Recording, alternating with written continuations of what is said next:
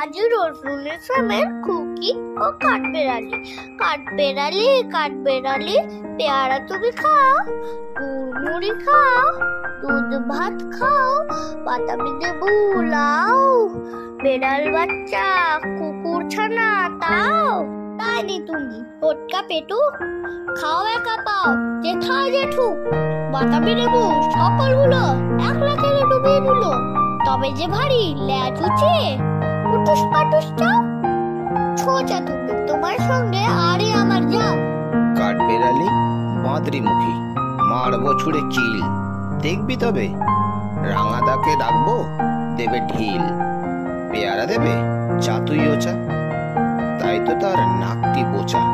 হুতমো চোখি কাপুস গুপুস, একলাই খাও হাপুস হুপুস।